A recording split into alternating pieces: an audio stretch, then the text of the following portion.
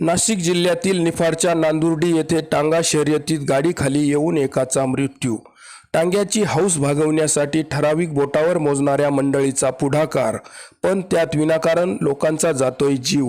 घोडा बैलालाही केले जाते टॉर्चर आणि मारहाण। नाशिक जिल्ह्यातील निफाडच्या नांदुर्डी या गावी हरिभुसा महाराज यात्रेच्या निमित्ताने टांग्याच्या शर्यती भरवण्यात आल्या होत्या। रविवारी झालेल्या टांगा शर्यतीत देवपूर पंचकेश्वर येथील रामनाथ विठ्ठल शिंदे हे बैलगाडीच्या टांग्याखाली आल्याने गंभीर जखमी झाले होते।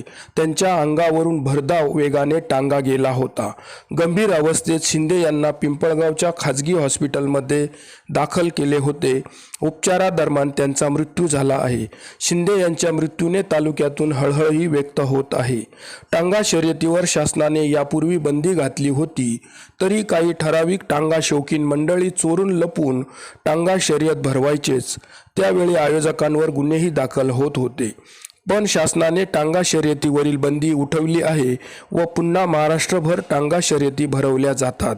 टांगा शर्यतीचे ठराविकच शौकीन लोक आहेत, परंतु या शर्यतीमुळे अनेक ठिकाणी विनाकारण लोकांचा जीव गेला आहे।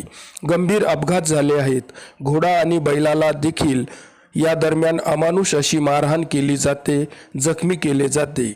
काही राजकारण्यांनी तर टांगा शर्यतीच्या स्वतःच्या राजकारणासाठीचा धंदाच मांडला आहे। शर्यतीच्या नावाखाली स्वतःची जाहिरात करायची आणि राजकारण चालवायचे असा उद्योग काही तथाकथित राजकारणी करीत आहेत। वाढदिवस असो, यात्रोत्सव असो, या निमित्ताने टांगा शर्यतीचे मोठे आयोजन केले जाते, परंतु या टांगा शर्यती दरम्यान अनेक वेळा अपघात होतात, लोक जखमी होतात, प्रसंगी जीवही जातो। बैल व घोडा या मुक्या प्राण्यांना देखील अमानुषपणे मारहाण केली जाते, त्यात जनावरे जखमी होतात। त्यामुळे शासनाने अशा या हिंस्र खेळावर पुन्हा बंदी घालायला हवी अशी अपेक्षा